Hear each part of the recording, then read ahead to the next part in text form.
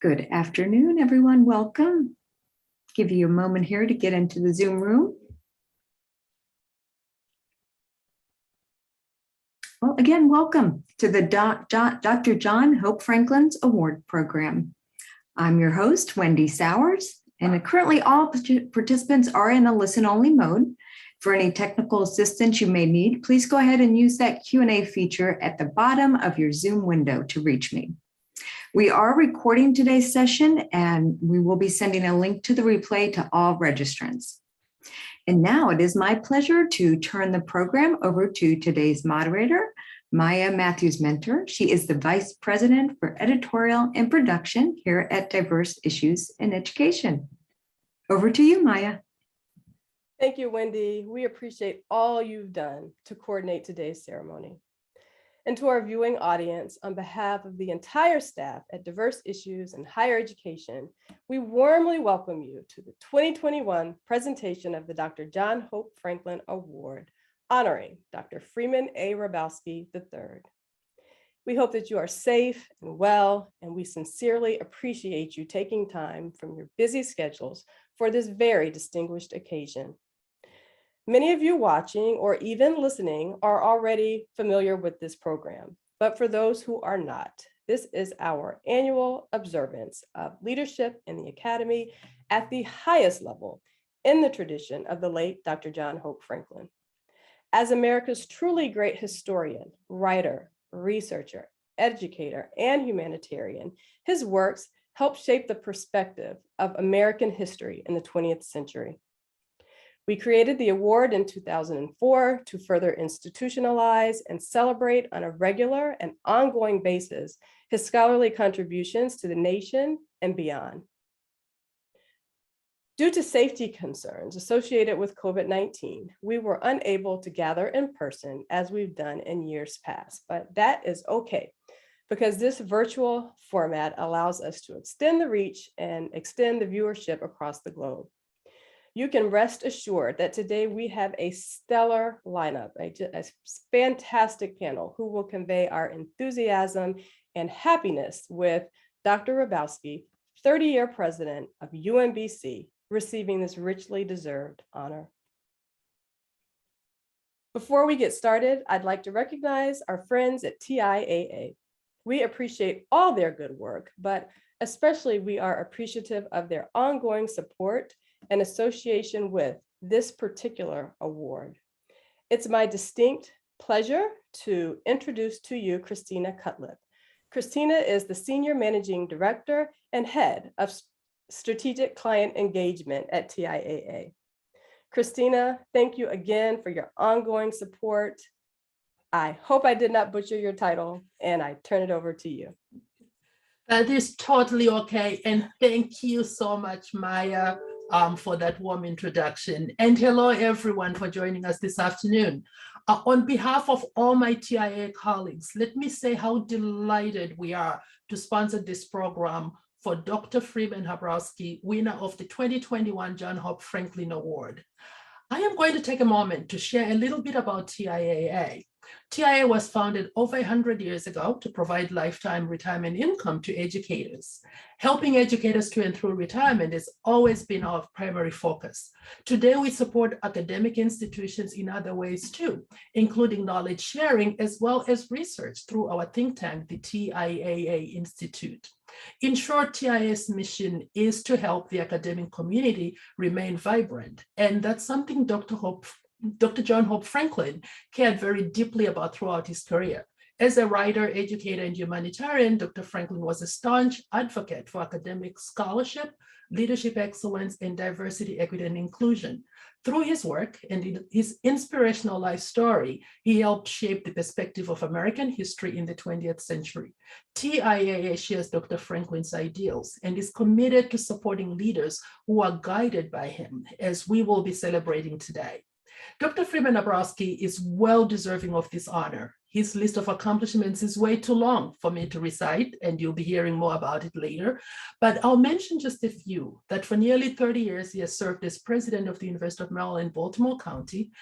And this year, US News and World Report ranked UMBC sixth for undergraduate teaching. And that is the 10th year in a row that they are receiving that honor. And Time Magazine named him one of America's 10 best college presidents. We are also very proud that Dr. Abrowski is the recipient of the TIA Institute Theodore M. Herzberg Award for Leadership Excellence in Higher Education, which he received in 2011. Freeman, you have been a long-time friend of TIAA, and we cannot think of anyone worthier of an award honoring John Hope Franklin's lasting legacy. Congratulations on this and your many achievements. And now that you have announced your intention to retire, we wish you the very best in retirement. And by the way, we are also available to discuss retirement planning with you if that is of interest. And I can put you in touch of some really good people at TIAA to work with you on that.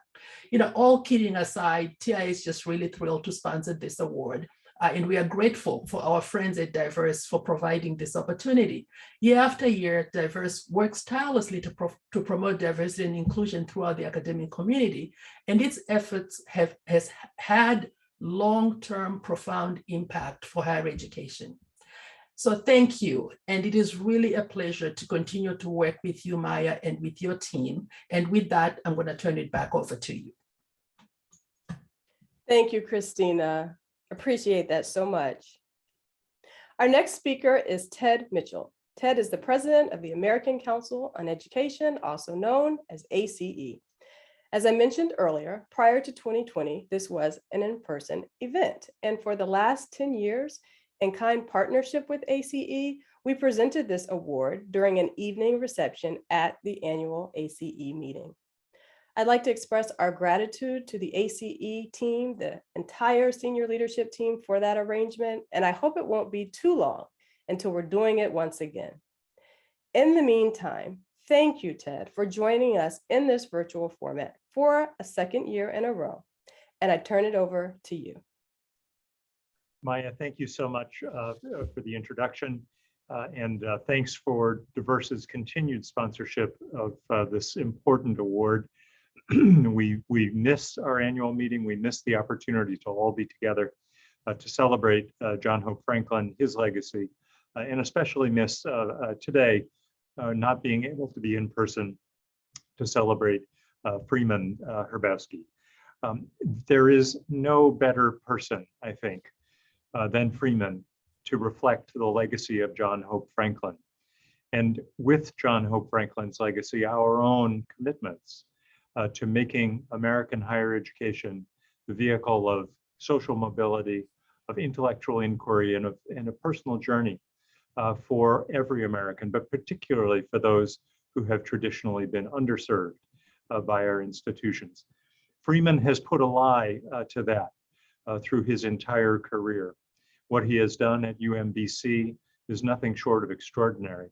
And the model that he has created for all of us who follow him is nothing more than inspirational. And so it's quite fitting that Freeman today is honored with the John Hope Franklin Award, Professor Franklin also being someone who not only through his work, but through his example, really set the highest of bars for all of us who have followed. I have the pleasure not only of being a dear friend of Freeman, and I count that as one of my great personal blessings, but also an alum of UMBC. And so I am doubly proud today to be a part of this ceremony. Christina mentioned that Freeman was named one of America's 10 best college presidents and a recipient of the TIA award.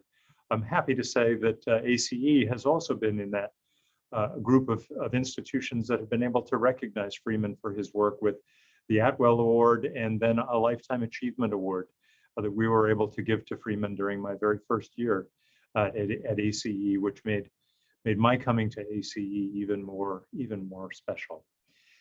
At that point, I said in my remarks about Freeman that I simply regard Freeman Hrabowski as our future. He's our inspiration. He's our North Star. He is the future of American higher education and in many ways the future of America.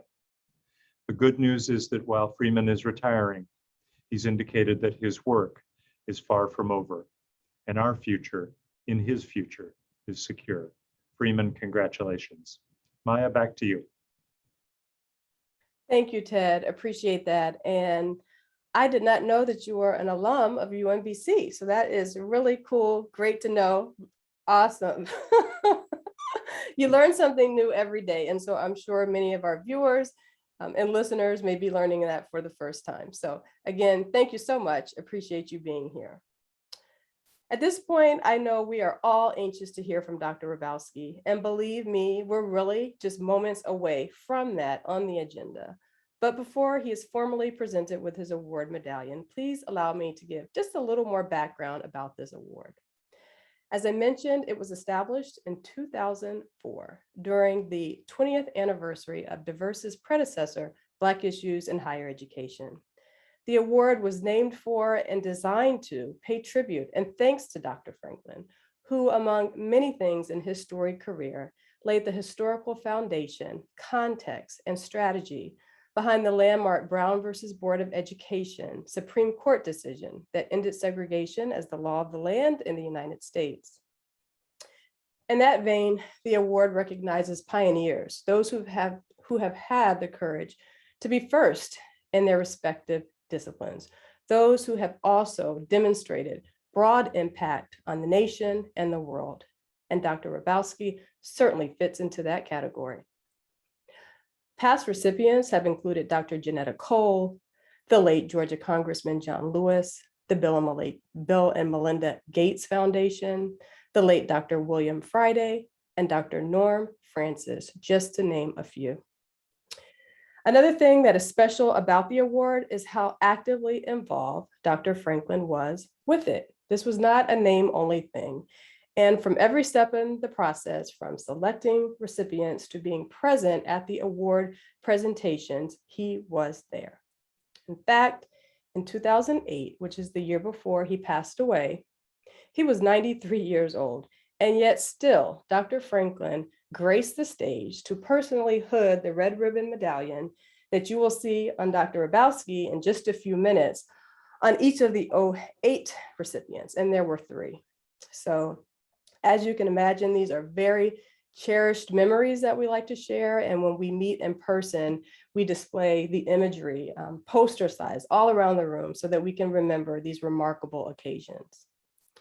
Another piece that made it special was that it was a family affair. Most, if not all, of the ceremonies were attended by Dr. Franklin's son and daughter-in-law, John Whittington and Karen Franklin.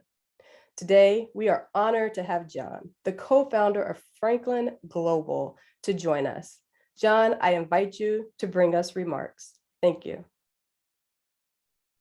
Thank you so much, Maya.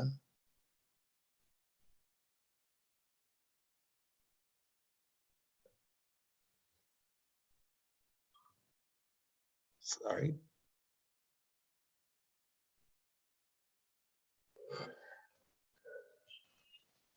You have the image? Yes, we do. Okay, good. It's a pleasure to be with you today. Who was this John Hope Franklin whose legacy we honor today? Grandson of enslaved David Birney, born in 1820, enslaved to the Chickasaw Birney family, David was forced to leave Tennessee with the 5,000 African Americans enslaved by the 5 so-called civilized tribes due to the American Indian Removal Act of 1830. Teenager David walked to Indian Territory, loading wagons and clearing the land for his owners. He freed himself and enlisted in the Union Army as David Franklin. With hundreds of heads of cattle, orchards, and farmland, this Black rancher married Millie Franklin, and they raised 10 children. John Hope's father, Buck Colbert Franklin, seen here on the right with his brother Matthew, was their 7th child. The first to go away to prep school and college, he meets Molly Lee Parker at Roger Williams University in Nashville, and they study with John Hope, for whom they will name their 2nd son, born in 1915. BC and Molly Franklin teach and farm, and by 1907, BC is admitted to the Oklahoma bar as an attorney. He moves from Rennersville to Tulsa on February 20th, 1921, establishes his law firm, and witnesses the 1921 massacre and destruction of Greenwood. This is my grandfather on the right, in a Red Cross tent June 6, 1921, with his law partner, I.H. Spears, and their secretary, my father's former classmate at Roger Williams, Effie Thompson. John Hope, his sister and school teacher mother, do not join him until 1925. John Hope is valedictorian at Booker T. Washington High School in 1931. At Fisk, here is his brother who also attended Fisk, and his brother and his two sisters, Mozella in the black and Anne in the purple striped dress. At Fisk, he meets my mother, Elizabeth Aurelia Whittington. This is her great-grandfather, Bishop Kincaid, and her father, Samuel Whittington, for whom I'm named. My mother here on the left goes to Hampton, it's with her left again, for an additional bachelor's degree after they both graduate from Fisk, and Dad goes on to Harvard with his master's and doctorate. This is their college graduation.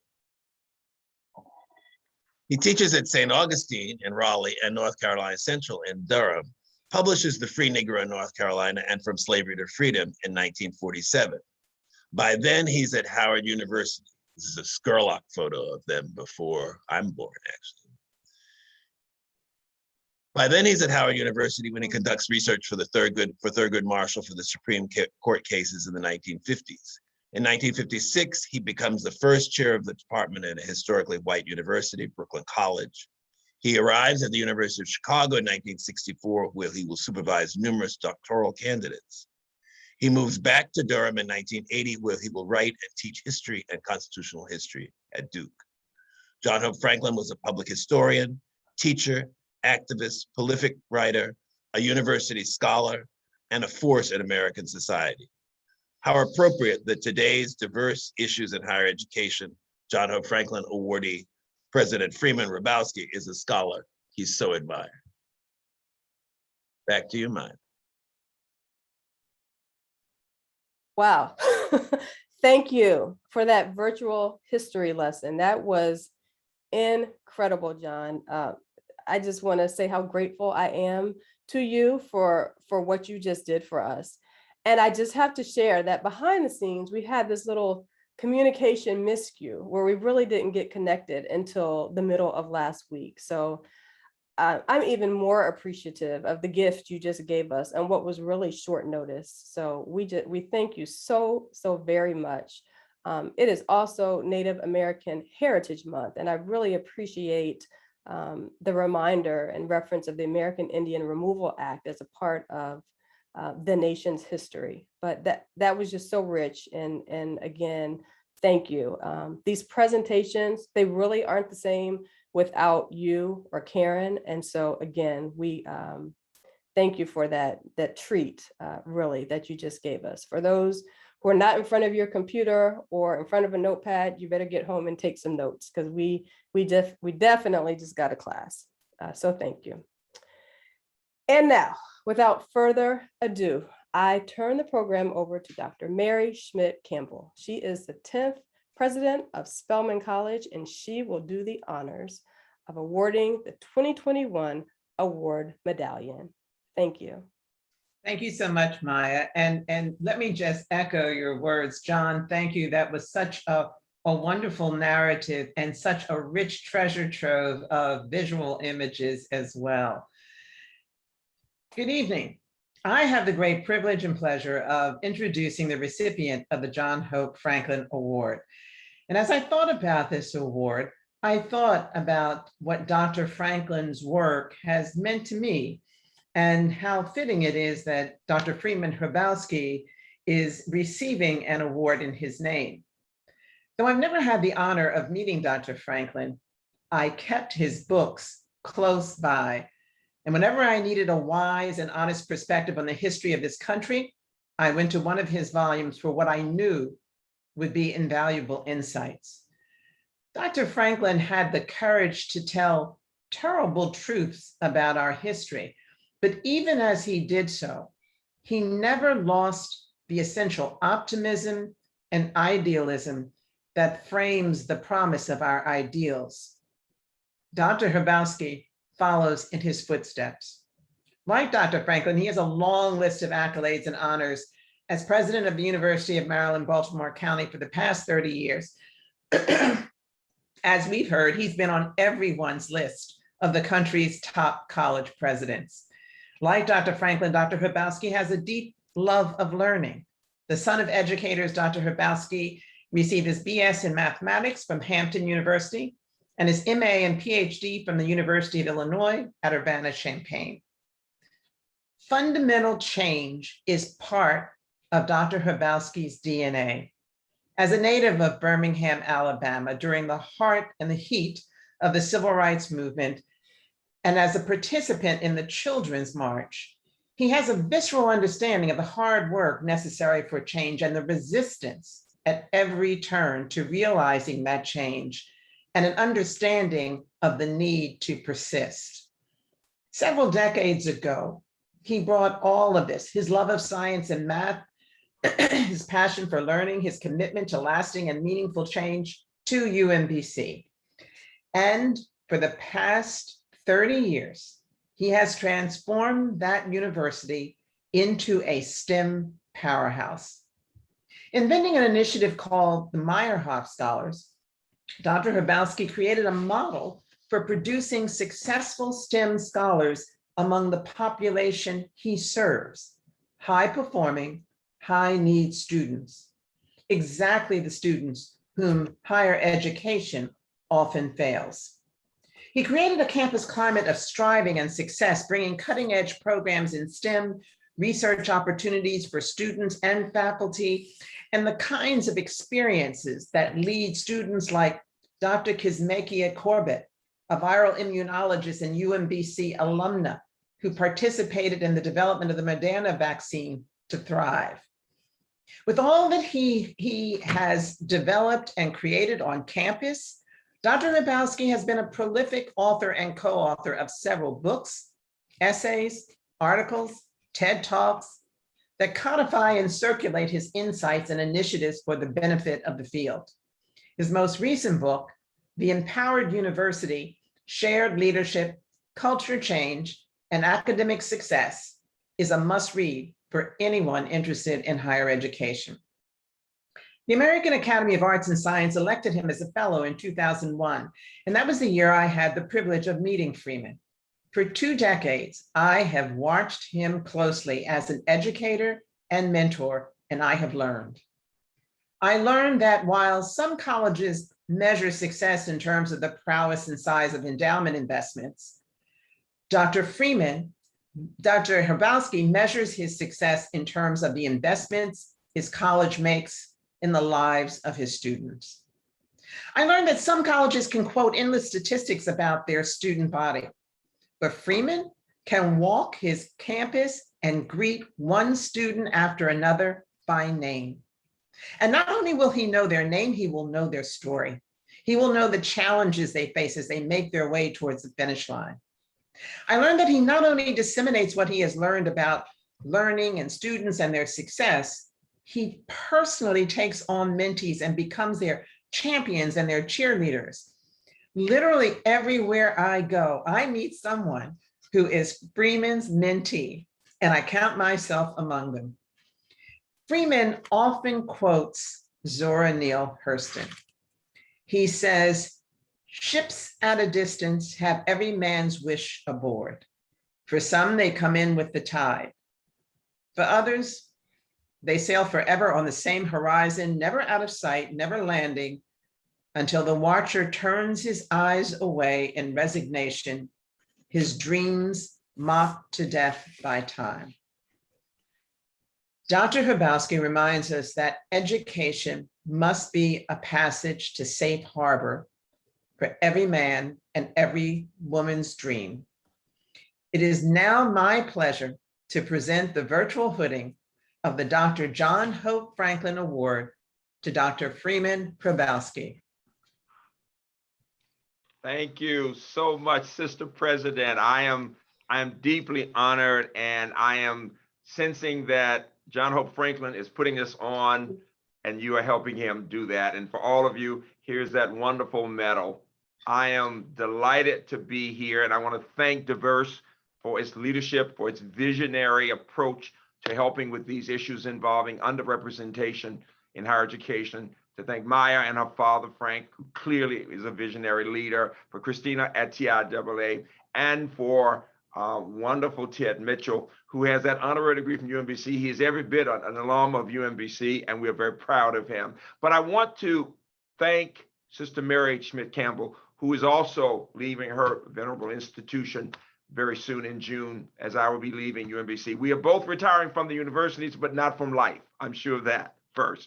Secondly, I was delighted that she was willing to introduce me because she is a thought leader, very admired in our society, in higher education broadly and in culture.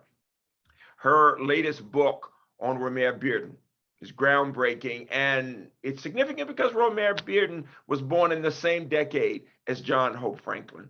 And John Whittington Franklin has been kind enough to share his father with me for years. I'm always telling him, I'm not trying to take him. I was saying I was trying to share him.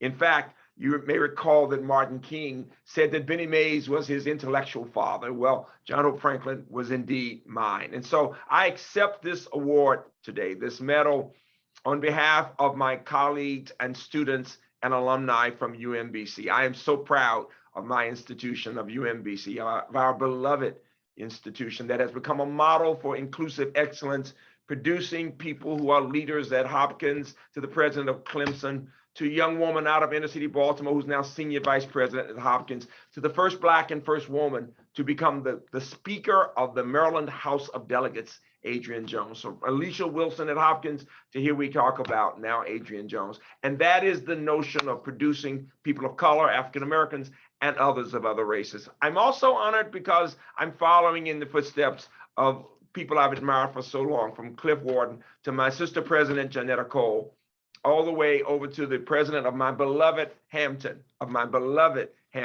Bill Harvey, who has built that institution. And the other part that's important when thinking about John Hope Franklin is that I had the privilege of spending time with him.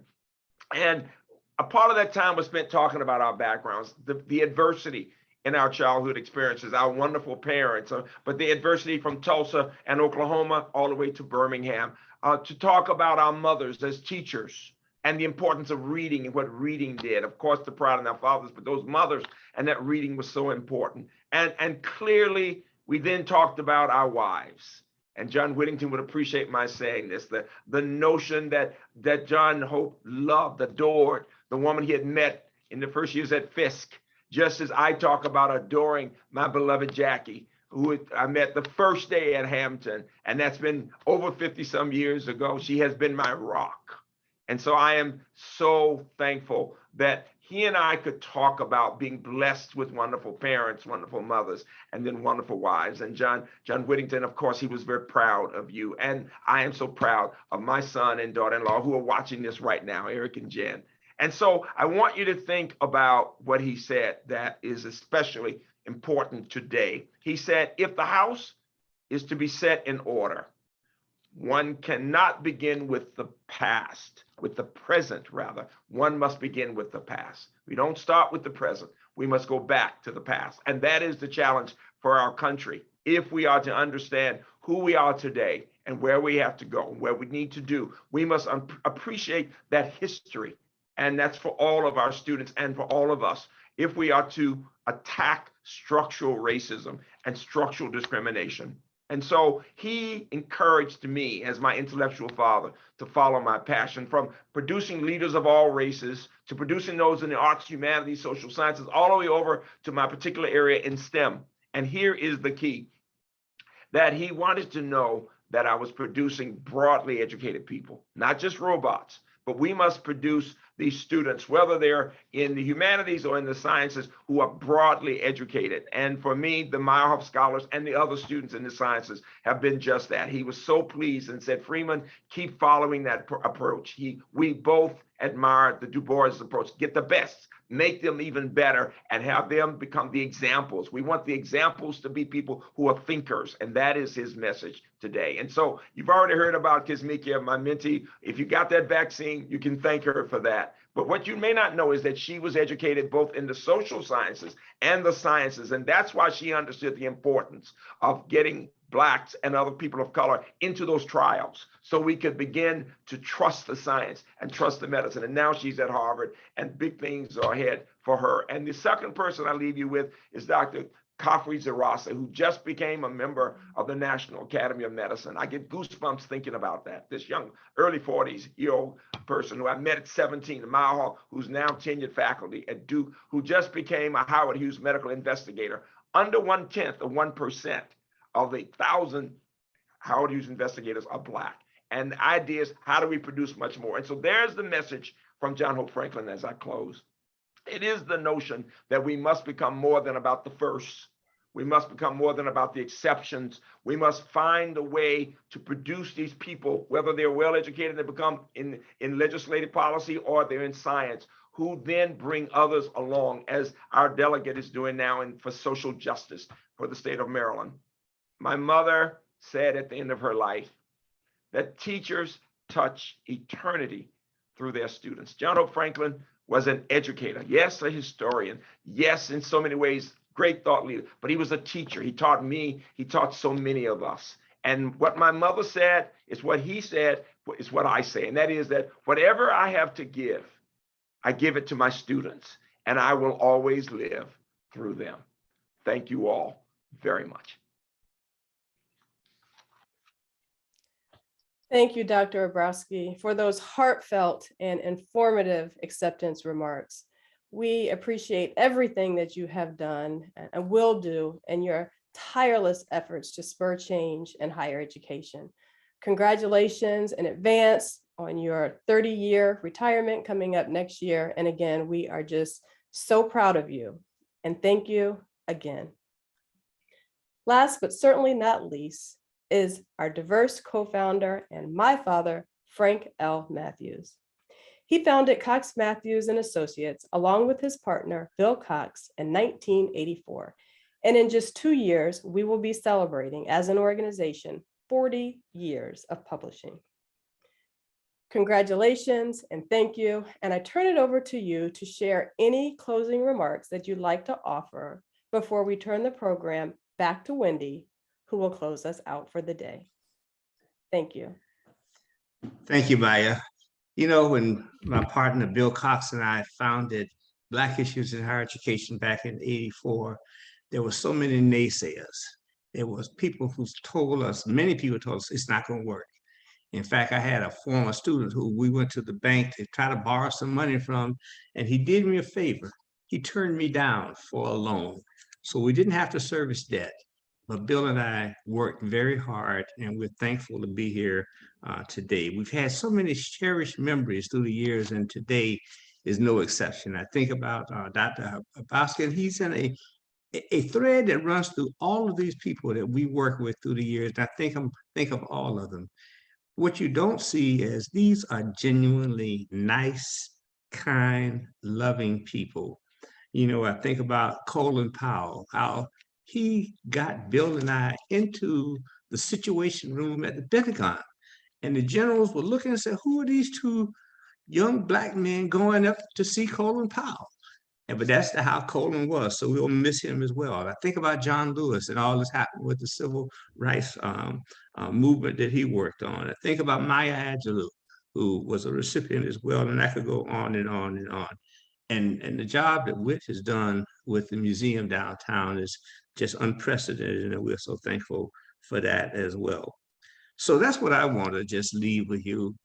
Be nice, be kind, be loving, be generous with your time and your resources. You can't take it with you. So be sure and pass it on to young people who need it so much. And we live in an era where so much is mean-spirited now. Be nice, be generous, be gentle, be loving to people, because there's such a need for that in our communities.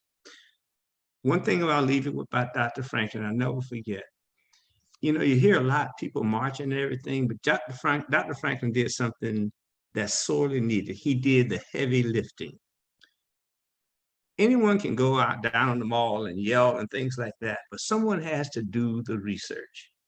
And Dr. Franklin did the research. He did it at a level under amazing circumstances that sustains us to this day. So, and keep encouraging, like Dr. Brodsky is saying, keep encouraging these young ones to do the research. You can yell and scream and protest and stuff, but at the end of the day, you got to do the research. You've got to do that heavy lifting. That's the legacy, a part of Dr. Franklin's legacy that is being sustained by people that we have recognized and will continue to recognize. Thank you so much. We really do appreciate it. Turn it back over to you, Maya. Thank you. And I turn it now to close today's program to Wendy Sowers. Great, thank you so much. And thanks for those wise words, Frank. It's always wonderful to hear from you. Thank you everyone for joining today. You'll see a picture there on your screen of Dr. John Hope Franklin. It's a wonderful picture. And again, congratulations to Dr. Hrabowski. I just want to mention a few things. For a complete listing of the past winners of the Dr. John Hope Franklin Award, please visit diverseeducation.com. You can click on awards and honors, which can be found in the top right hamburger section. Also, don't miss our November 25th print edition, which will feature a special 3-page article on Dr. Hrabowski receiving this prestigious award. Also, I just want to remind you, if you haven't already, we do have a podcast series in the margins. You can view those for timely discussions on topics of diversity, equity, and inclusion in higher education. Again, go to diverseeducation.com, click on podcasts in the toolbar, or you can download it from any of these platforms. Also, we look forward to your readership. If you're not a subscriber, please visit diverseeducation.com. Click on subscribe, which again can be found in that right hamburger section. You can sign up for our free newsletters. We have several. You can see her on your screen. You can also subscribe to our magazine. And again, we just want to thank you again for attending. And we do hope to see you on next year's Dr. John Hope Franklin Award ceremony. Again, thank you and have a wonderful evening.